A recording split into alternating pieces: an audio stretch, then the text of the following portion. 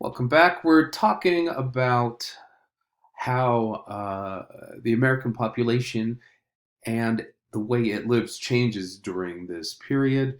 And here we have another photograph of a tenement around 1905 or 1910 in New York City, where urban poor and emancipated African Americans uh, tended to live more often than others. Clearly, these conditions were, far from healthy or sanitary. But this is at a time before there's practically any regulation for these kinds of things. And again, it speaks to how much people wanted to work in cities, and how much they relied on them, but also to a certain concentration of power and wealth that, through its own negligence or greed or whatever, allowed people to live in these working conditions, or live in these living conditions rather. And that's something that's still with us in many ways, I think. And another repeat from American history. What you will notice here is a cartoon from a newspaper, and it's by a cartoonist named W.A. Rogers, who shows Uncle Sam basically returning his quota of assisted immigrants. And there he is, looking like a conductor, or some kind of ship conductor, and they're saying, okay, we're all done here. I don't know if that says communist society. We've got Native Americans. That's kind of weird because they were here before us. But if you look over here, you see something that looks perhaps German. You see like the British crown, perhaps. And this speaks to a common narrative in American culture, and that is, when the economy is going well and when America needs them, they are very pro-immigrant. Now, when they don't, then what happens is they tend to turn on them very, very quickly. We still see elements of that particular ideology in America today. Now, industrialization is a huge part of what is motivating these rapid changes in American culture and organization. So you've got all of this capital being invested in the US, and it quadruples between 1850 and 1880. So in 30 years, it goes up 4 times. Now, in this 1850 period, those first 2 decades, 50 to 70, you've got a gearing up for the Civil War, and then you've got Reconstruction after the Civil War. And that's a huge capital expenditure during the time. This is also a time of huge monopolies where people who owned certain businesses or institutions wielded tremendous power with practically no regulation or authority over them. Now, in a way, America's been turning back towards this model as of late, and with predictably poor results, to be really honest with you. And again, what helps keep this capital machine and this industrial machine growing and churning is a constantly renewed labor force.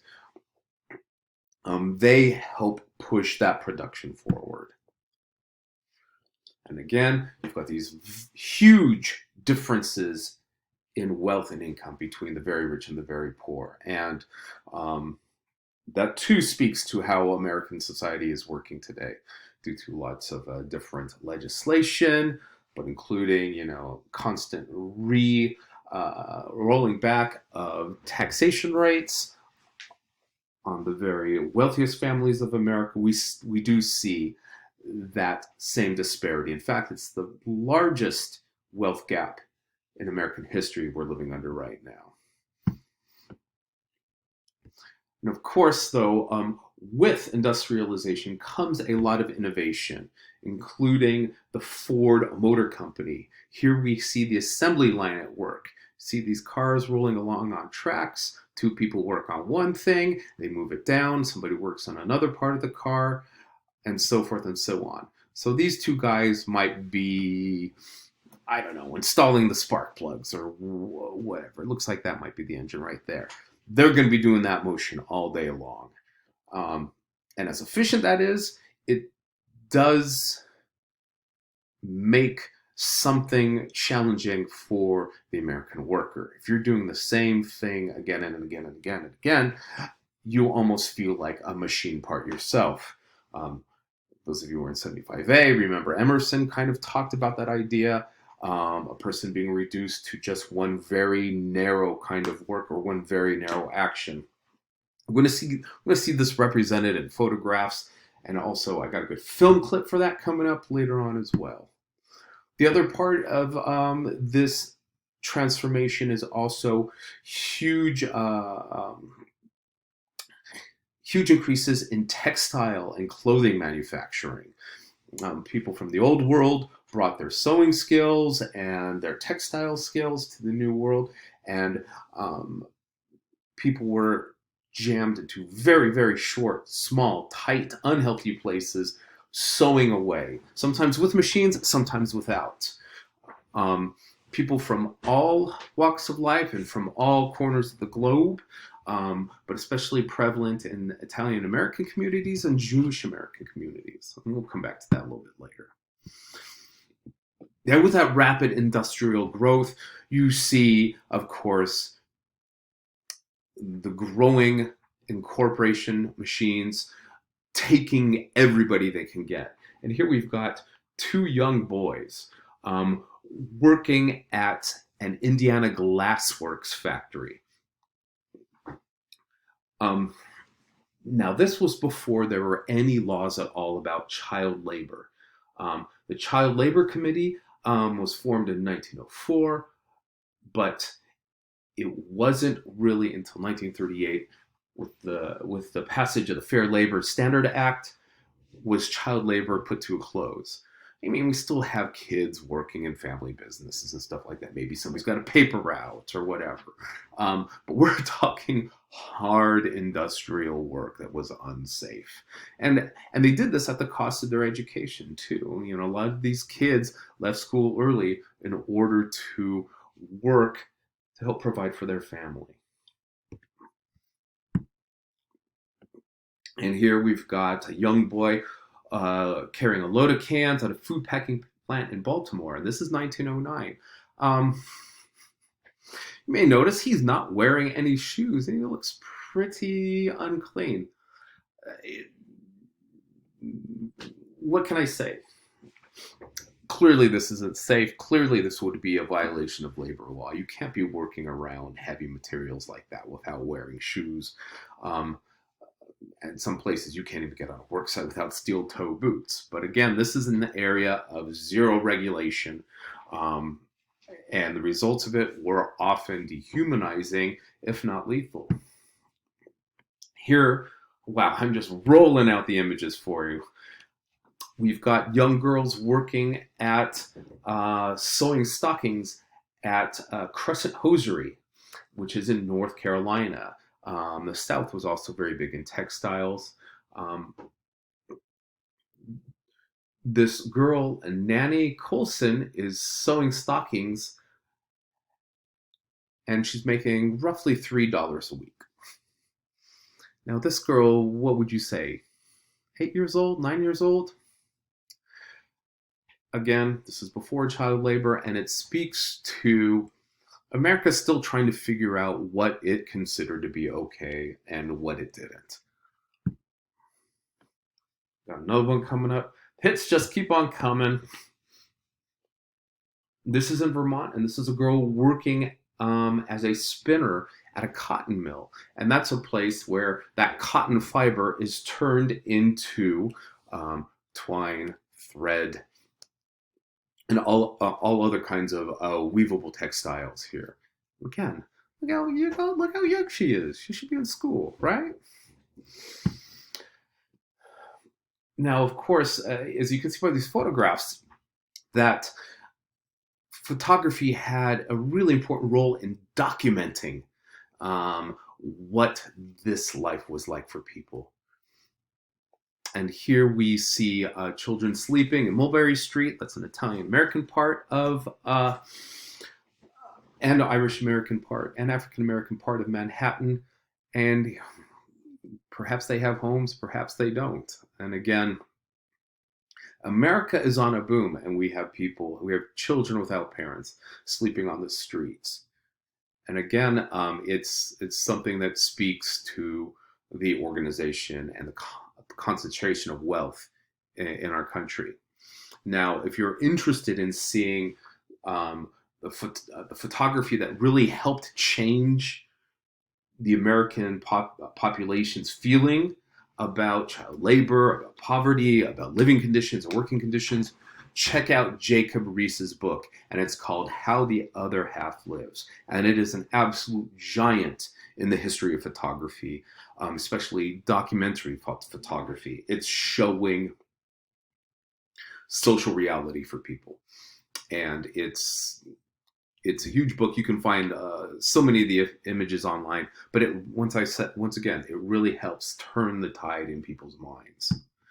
Of course, on one side is poverty, on the other side is wealth. And here we've got a picture of Cornelius Vanderbilt's residence, 1894. He made his fortune in the railroad and also shipping industries. He had 3 mansions built on the block between 51st and 52nd Streets in New York City. So you've got kids sleeping above a heating grate in one picture, and then you have this in another.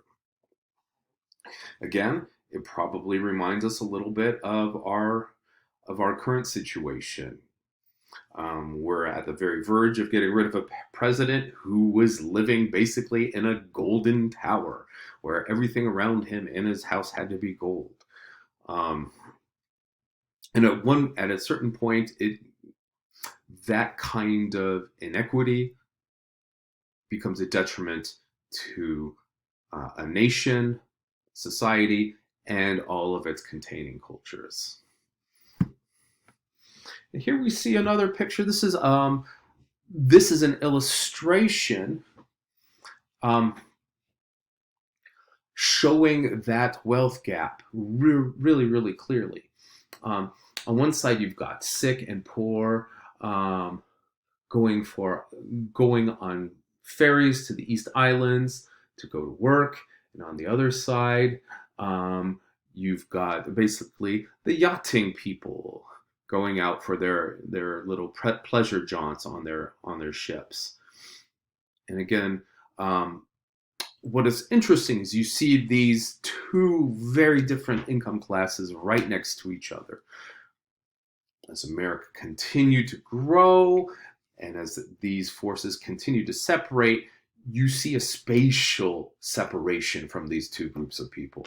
And that's something that is also an organizational theme in the United States in the 19th century and through the 20th and 21st as well. But what does all this mean in terms of books? Well, I'm glad you asked. Well, you've got an expanding readership and a whole new kind of way of looking at reading, especially in protagonists in post-Civil War literature. Industrial workers, like we saw there, the social reality becomes a really, really important part of literature during this period. The rural poor, those working on the land, but also really struggling to just survive. Ambitious business leaders, tycoons, the quote-unquote movers and shakers, vagrants, people who wander from place to place without a whole lot of money, just trying to make ends meet, or perhaps enjoying a certain sense of adventure that it comes with not being tied down. Prostitutes and fallen women, women that are somehow seduced by the city, or seduced by ambition, or seduced by the idea that they want to be free and maybe don't want to just marry for security. and unheroic soldiers.